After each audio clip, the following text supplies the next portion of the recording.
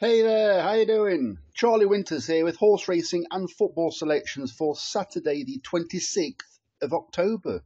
Well, apologies for the late video, but I'm going to get straight into it. There won't be too much of an explanation about each horse because it'll be a 3-hour video because I've made quite a few selections.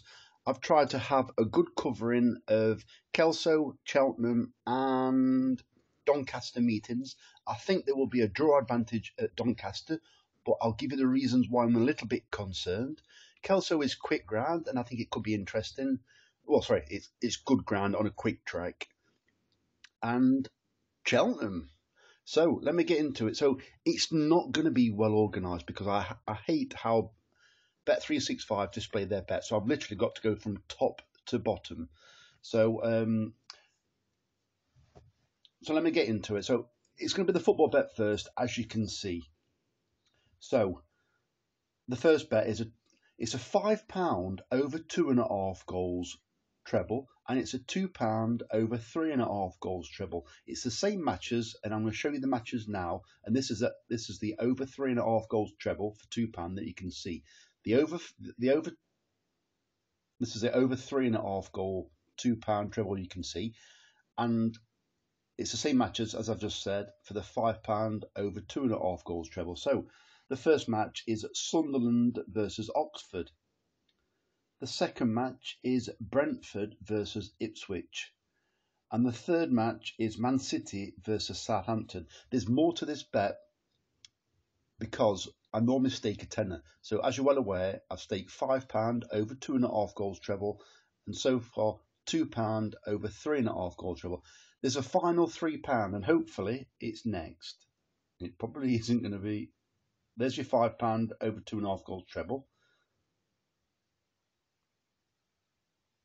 Right, this is exactly what I wanted to see. So what I've gone for is, I find it quite interesting because I've gone for, as you're well aware, of the Man City versus Southampton match, where if it's a tight match, there's not many goals, then we can benefit from a different perspective or angle. And that's did they call it Asian line handicap? But I'll call it handicap betting. So basically what I've gone for is, I've gone for the outsider of the two in all of the three matches with a head start. So as you can see, it's a £3 treble, and I've gone for Oxford United with a 2-goal start.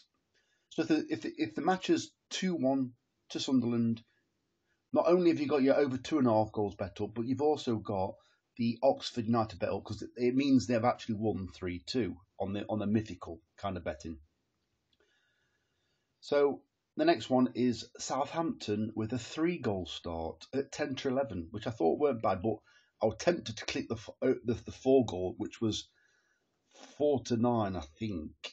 I'm not sure, but I've left it at that. So Southampton with a 3-goal start and Ipswich with a 2-goal start. I think all these teams could possibly score one. So all of a sudden, you've got an even bigger deficit that the home team or the more fancied team must overcome. That returns £12 for £3. So let me get into it. It's pretty much horse racing now, as far as I'm aware. So what I've gone for is, originally I went for a bet at that meeting, and then I combined some of them because some of them were they weren't really backable racers for the rest of the meeting. So I've combined them with different meetings. So these are all horses that I fancy and like the look of. Not a single one of them has been put in there just for the sake of it or to make a bet up. So it's a 25p each way, lucky 15. So the first selection in this bet is Liberalised at 25 to 1 in the 2 o'clock at Newbury. One of the big outsiders is Carl Burke again. In my opinion, it should hopefully go towards the front. It's actually bred to one slower ground, and it's not really raced on slower ground so far. I don't think anybody can knock back Carl Burke's horses at the moment, or especially in the last month. And he had a recent winner for us at Newbury where it made all. So I think 25 to 1 is too big. The only problem with this, I wanted to place it with Sky Bet, but it isn't the same price on Sky Bet. Sky Bet are paying 4 places as well. This is only 3 places. The next selection is Sweet Reward, 18 to 1 in the 234 at Newbury. I do really like the look of this one because I do like the Jonathan Portman stable. I do like the fact that this horse is a multiple Newbury course and distance runner. It has won at the track as well, and it handles slower ground. I do remember a couple of years ago, it's probably happened more recently, but Newbury's not a course I particularly like, if I mean, I can't work it out too much. But what I can say is, the last time I saw Newbury on heavy ground, there was nothing coming from behind, and it was literally like watching horses finish on heavy ground at Haydock over the jumps. They were that well spread out. So I think this horse, towards the front, should hopefully at least hang on for a place, and 18 to 1 is definitely too big. The next selection kind of contradicts what I've just said, but I couldn't leave it out because I looked at how highly it was rated just a couple of years ago. So the horse is Ake Alkale at 16 to 1 in the 450 at Newbury. This is trained by Jamie Osborne. Well, I've done okay with Jamie Osborne's horses. I think I've probably backed his horses twice, and we had a decent winner one time. It's not a trainer. It's a trainer I try to avoid normally because I can't work out his horses. But this one, it was rated 111 2 years ago. It's not rated anywhere close to that now. I can't remember what it's rated. It's something like 70 now, something like that. But it's plummeted recently because, as a Racing Post stated, and actually made me change my mind, it's recently ran on the all weather where it's brought its handicap mark down quite a lot. But if you go back to its turf form, 3, 4, 5, 6 runs ago, it's got every chance. This horse races mid-division normally, but it can be slowly away. I do like the fact that William Dunlop has ridden it before and he rides it again. Excuse me. I think it's got a chance. Originally, I was going to go for Macari, but at 5 to 1, a front runner, I did like the look of it, but it's not a standout. And 5 to 1 with too many question marks still over that horse, I would sooner go for this horse with loads of question marks over it at 16 to 1 rather than Macari at 5 to 1 with plenty of question marks over its head. The next selection is Star Anthem at 9 to 1 in the 10 past 3 at Newbury. It's got a chance. It likes this slower ground, and I can't ignore Clive Cox anymore. At one point, I used to put a line through all his horses because I thought he was like a poor trainer and hardly ever had a runner. But I've completely changed my mind now. I do like the trainer, and I like it the fact that Richard Kingscote's on board because it always seems as though whenever Richard Kingscote's available, it seems to ride Clive Cox's horse, and he's on this one today. So that's the 25 pence each way, lucky 15, and a nice return if you have a good start, especially. So this next one is a 10 pence each way, lucky 63, and it looks like it's the Doncaster meeting. So I do believe in years gone by, when it's bad ground, they tend to stay to the far side, which is low numbers on the straight course. What I must say is, and I can't remember what race it is. I think it's the first race, the one I'm going to talk about now. Let me mention my first horse and I'll tell you about the draw bias. So the first horse is Wallbank at 25 to 1 in the 5 past 2 at Doncaster. So this horse is drawn 1, I believe. You don't have to be drawn actual 1 to benefit from the low draw. Anything up to about 5 or 6, I think you're absolutely fine. So this race, you've got all the fancied horses drawn high. So that might even be enough to counter what is the draw bias, because with all the fancied horses being drawn high, you might see the draw bias being nullified by the fact that all the pace is high and all the decent horses are high. But you need to watch, please. I haven't put it on because it takes too long if I show you the clip.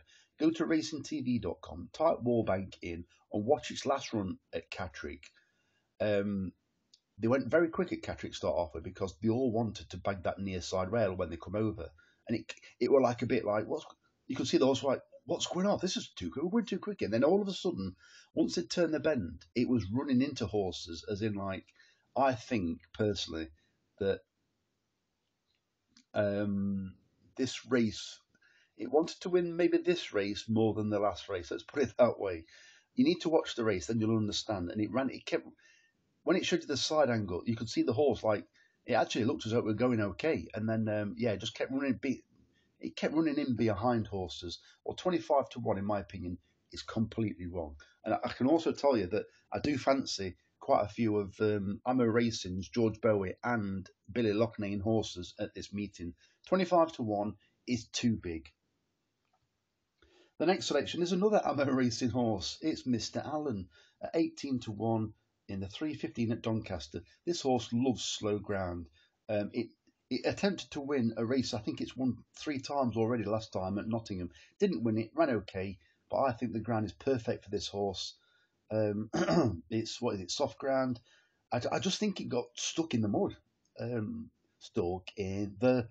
Can anybody remember that game from years ago? Maybe not. Anyway, I won't waffle on. This horse will love the ground, and I think 14 to 1 is too big a. Sorry, not 14 to 1. It was 14 on Sky Bet. 18, 18 to 1 is far too big a price. The next selection is one of the main reasons why I put this bet on Bet365. Barry's Boy at 20 to 1 in the 3:50 at Doncaster. Barry's Boy was 25 to 1 last night with Sky Bet when I was looking at the horses. It's now, I think, 12. I can't back it at that, and I can't leave it to SP because I always like a cash out. So we've got Barry's Boy at 20 to 1 in the 3:50 at Doncaster. This horse trained by Dennis Coakley. I just think it's gradually running to form. I think it'll like the slower ground, and I think it's just too big a price again. I think they've got it wrong. And I think, honestly, I'm not blowing smoke up my backside, but we do tend to, when I say I think they've got this completely wrong with the price, we've had some crazy prices where we've been on at much bigger prices, and they've shortened massively. Unfortunately, they don't always run that well. But if you've got an angle where you like to arb and you want to place the bet on Betfair Exchange, where I understand it's win only, I'm sure you can you can call it arb, don't you? But yeah, you can surely like cash out for a profit. The next selection is Baradar, another Amo Racing horse that is a decent horse that shouldn't be 11 to 1. Baradar at 11 to 1 in the 4:25 at Doncaster. Drawn low again. I think it's Billy Loughnane on board. I know we had a decent night at Wolverhampton last night. I think was it 3 in the end. It looks like he's got to go through card, but selections are bad. So I'm not going for this purely because it's Billy Loughnane. I'm going because I fancy the horse. So one more, no more. I've left the price in the 5 o'clock at Doncaster. I do believe this is trained by, I think it's Phil McBride, and I think his horses are going okay. Not like a relentless horse, relentless high strike rate trainer, but I think this horse has got a chance. I've left the price, but I don't think it should be that price. And finally, it's a horse. Sorry, it's a stable. I'm planning on following now. The horse has got a bit to find, and I'm going for it more because of the stable than the horse so far. And the horse is Lowton. I've left the price in the 5:30 at Doncaster, and the trainer is Ed Bethel. Well impressed by that trainer. So that is everything for. Don't go yet. That's everything for Bet365. You've now got the pleasure of joining me at Sky Bet. So we start with a 25 pence each way, lucky 15, and these are mainly at Kelso, but I think I've topped up with another course. So the first selection is Lance Lesder. I don't know. In the 1:35 at Kelso. This horse, I've looked at the breeding on this horse. This horse has got plenty of flat speed in its pedigree. It's also, I think the sire was a dual purpose sire. It provides plenty of winners under both codes. I think this horse has got a chance, and I do like the look of it. The next selection is a bit of a dark horse, but I was a bit annoyed at the price. It's Jackhammer. I've left the price in the 2:45 at Kelso, paying 4 places instead of 3. So this is generally a miler on the flat. It's getting on a bit, and this probably might look as though the worst selection you've ever seen from me, but it's not. It's got plenty of speed, and Kelso is speed favouring. This horse needs to be rocked to sleep towards the back. Whenever it runs over hurdles, it always seems to come with a run and fade a little bit later on. But what I've seen recently is it's been ran over distances that it doesn't want. It was ran over 2 mile 4 furlong. It got into contention, but then faded. It's been keeping fit on the flat. It's very well handicapped now, and it's actually ran pretty well off much higher marks just in the last year or two.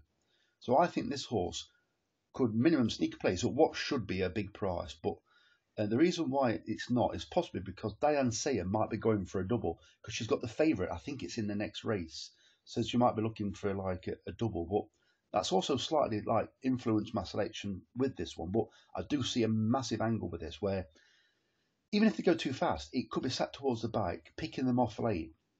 And I do think it's got a chance. The next selection is Dog Fox at 9-1 in the 320 at Kelso, paying 5 places instead of 4. I genuinely think this has just got a chance. I think it's a poor race, and I think a lot of the runners are handicapped right up to what they've achieved so far. I do like the trainer. I can't remember his name is now. See if it's here. I can't remember his name. I'm not going to search. I say Oliver Greenough and Josh Guerrero. That's Oliver Greenough, sorry. Oliver Greenough and Josh Guerrero. I do think it's a decent combination, and I do like the look of them when they go north. And finally, Citoit. Bonjour, Citoit at 9-2 in the 440. It said, what am I talking about? At Cheltenham. This horse, it's brought from Ireland. First run for Kim Bailey, but it's had 2 runs in Ireland. I find it interesting. Powerful connections, the yellow and blue. Don't know who they are, to be fair, but the yellow and blue. I do think the favourite is probably a hot pot, but if anything's going to beat it, it should either be this one or the Skelton horse. So that is the bet for the combined bet. So here's a 10 pence each way, lucky 63. I do believe this is a combined one. I shall tell you what it is in a minute. So anyway, it's a 10 pence each way, lucky 63. So the first selection is Wallbank at 22-1 in the 5-2 at Doncaster. It's 6 places instead of 4. The next selection is Sweet Reward at 22-1 in the 234 at Newbury, 4 places instead of 3. So this is a combination bet for the different horses at different tracks. I think it's the main bet, but I'll tell you in a minute if it is. Supreme Gift, I've left the price in the 255 at Cheltenham, paying 5 places instead of 3. Gone for this horse because I think it's got genuinely think it's got a chance. But it's also Henry Daly trained, where he had the winner yesterday. It beat my horse or our horse or John McConnell's horse, Anna Benina. The trainer actually won really well. He's had a couple of winners recently, which he never seemed to have winners. It seemed to be like years between winners, but I think it's got a chance. And he always generally is also run well at Cheltenham. Fourth selection is Mr. Allen in the 315 at Doncaster, paying 6 places instead of 4. 425 at Doncaster, 6 places instead of 4, and it's Baradar. And so basically, this is a big price each way, lucky 63. The final selection is Alcale at 18-1 in the 450 at Newbury, paying 4 places instead of 3. And that, my friends, is absolutely everything. I don't think there's anything else left to bet on.